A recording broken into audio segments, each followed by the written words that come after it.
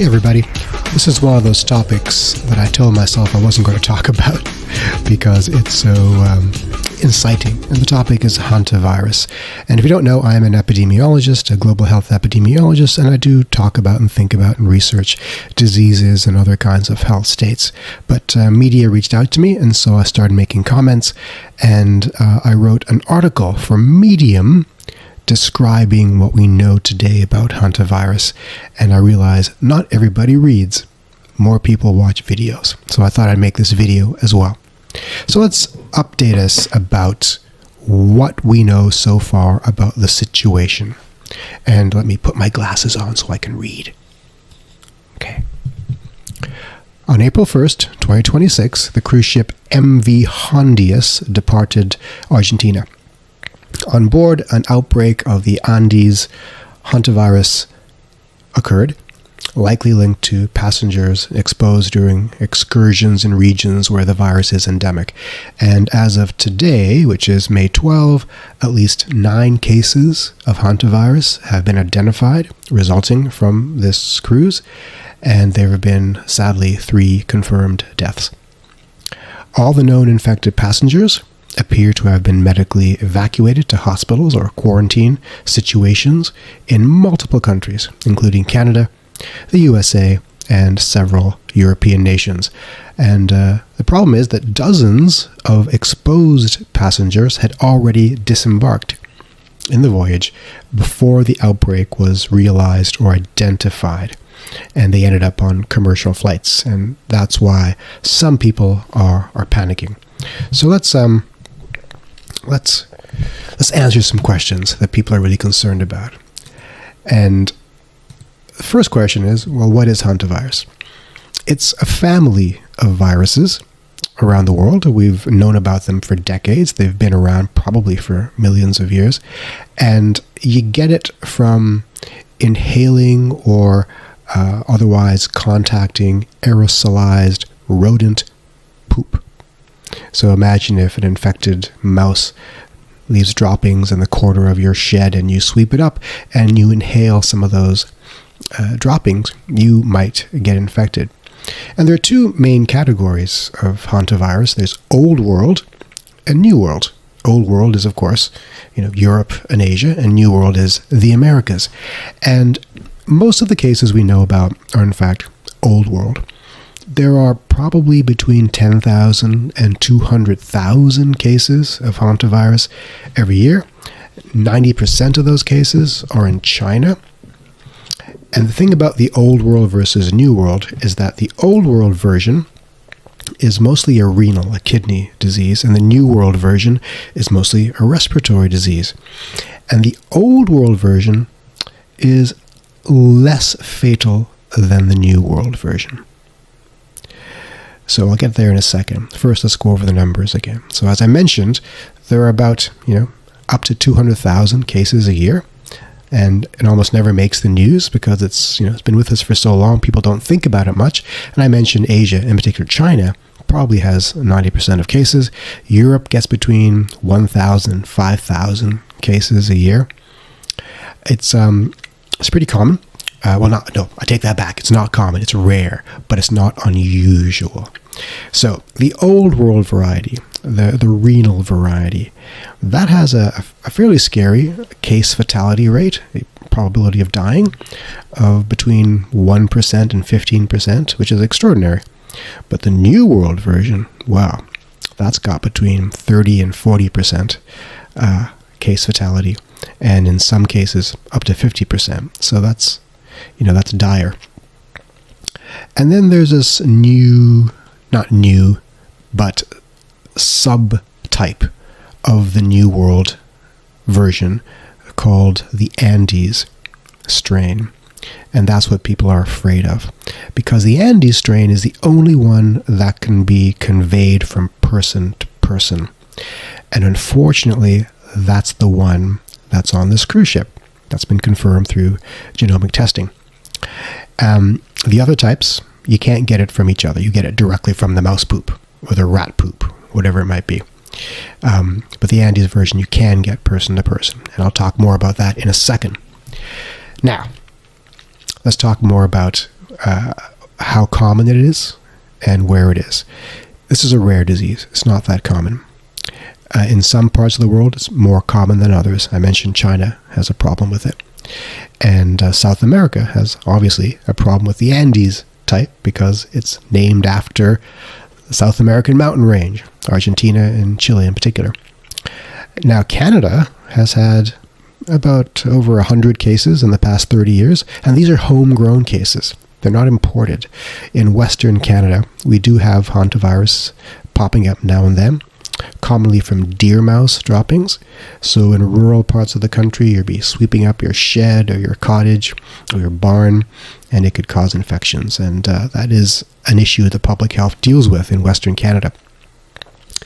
To my knowledge, we have never had a case of the Andes strain popping up, either domestically or imported.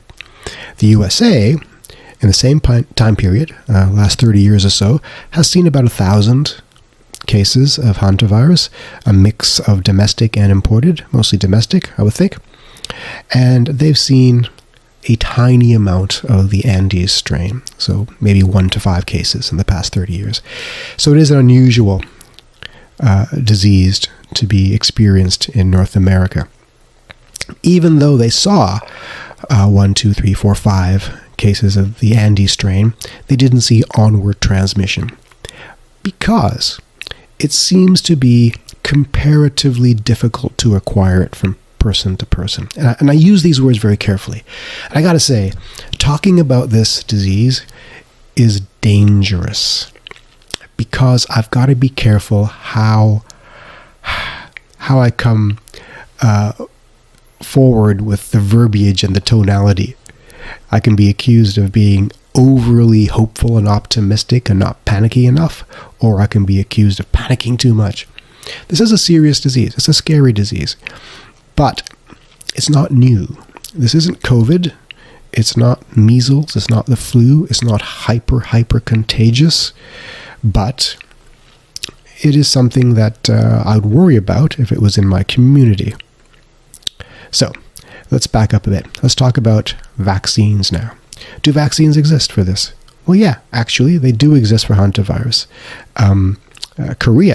South Korea has something called Hantavirus, which they develop mostly for their military. But Hantavirus is specifically for the old world type of hantavirus. And the Chinese have 1 or 2 or more domestic hantavirus vaccines as well, and there's some suspicion that the deployment of those vaccines is what has lowered the Chinese burden of hantavirus in the last few years. That and some better rodent control. So, as I said, Asia's got some vaccines, but these are specific for the old world types. We don't have vaccines for the new world type. Is there a treatment? There isn't a known cure per se. There are, syndromic symptomatic treatments for the symptoms. It's got flu-like symptoms and things like that. And so one could argue that the cases that do survive as a result of these interventions that address the symptoms.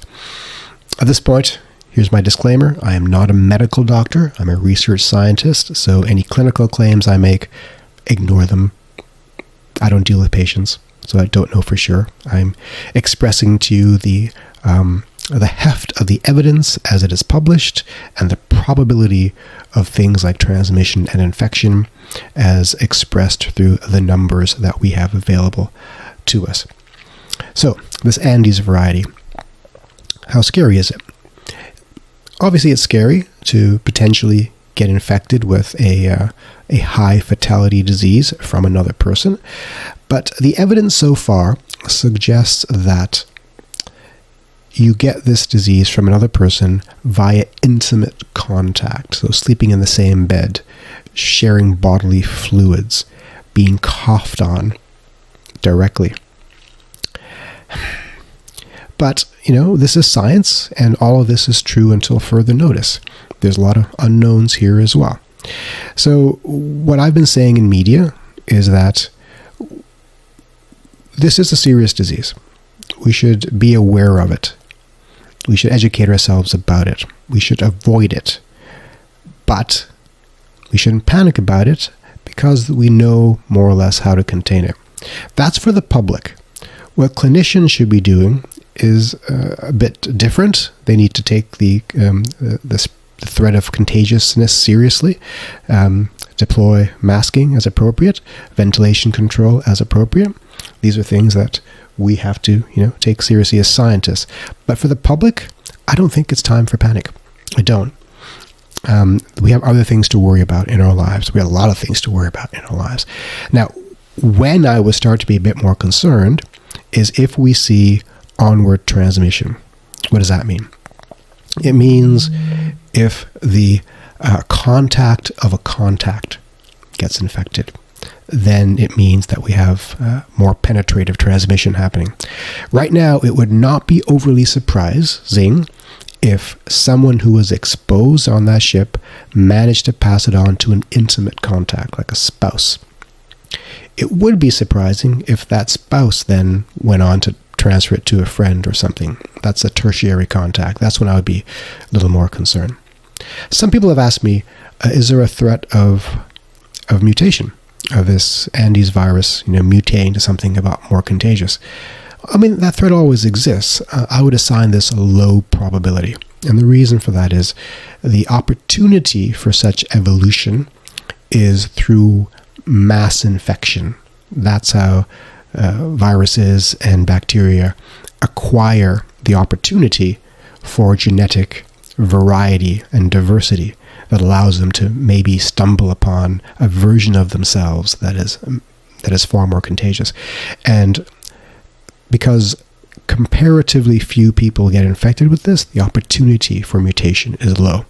And the experts tell me that this disease in general is evolutionarily quite stable. So there's that. Again, I'm not a virologist, so this is just repeating what I have been told by supposed experts. What's the bottom line here? The bottom line is that this is scientifically interesting. It's administratively interesting. It's scientifically interesting because we have a human-to-human transmitted disease in the sense of the Handius strain in a contained area, the ship. So it can be observed in a way it has not been observed before in terms of transmission dynamics. It's administratively interesting because we have an international contact tracing exercise underway. We have people spreading all over the world from this cruise ship and seeing how different countries do their contact tracing and enact their quarantine measures. Some have straight quarantine, some have self-managed quarantine, and some have mandatory testing, some have mandatory monitoring.